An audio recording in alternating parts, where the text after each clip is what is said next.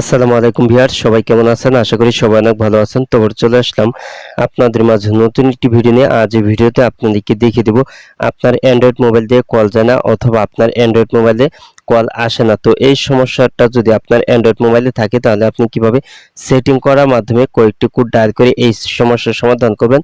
তো তার পুরো প্রসেসটা আজ এই ভিডিওতে আপনাদেরকে দেখিয়ে দেব। সো ভিডিওটি কন্টিনিউ শেষ পর্যন্ত দেখতে থাকুন। তো আপনার অ্যান্ড্রয়েড মোবাইল দিয়ে কল যায় না অথবা আপনার অ্যান্ড্রয়েড মোবাইলে কল আসে না। তো এই সমস্যার সমাধানের জন্য প্রথমে আপনার মোবাইলে থাকা ডায়াল প্যাড অপশনে চলে যাবেন।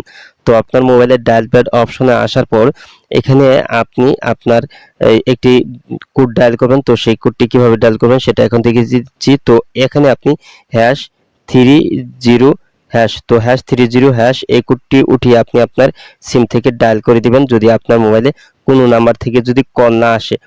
তো এখানে দেখতে পাচ্ছেন incoming caller ID service has been disable. তো এই লেখাটা আপনি দেখতে পারবেন। তো তারপর কিন্তু আপনার মোবাইলে যে কোনো নাম্বার থেকে কল আসবে।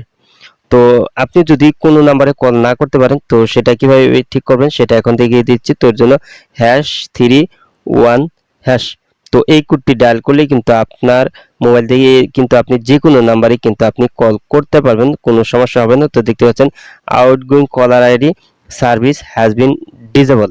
তো এই লেখাটা আপনি দেখতে পারবেন। তো তারপর কিন্তু আপনি যে কোনো নাম্বারে কিন্তু আপনি কল করতে পারবেন।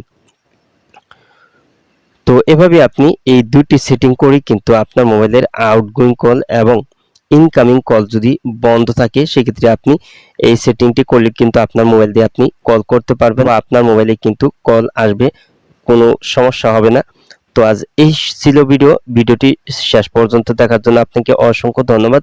ভিডিওটি তো অবশ্যই লাইক দিবেন আর কিছু জানার থাকলে কমেন্টে জানিয়ে দিবেন।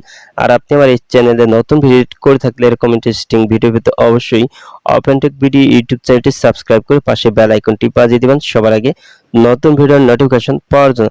তো পরবর্তী ভিডিওতে আবার আপনাদের সাথে দেখা হবে। তো তখন পর্যন্ত সবাই ভালো থাকুন। আল্লাহ হাফেজ।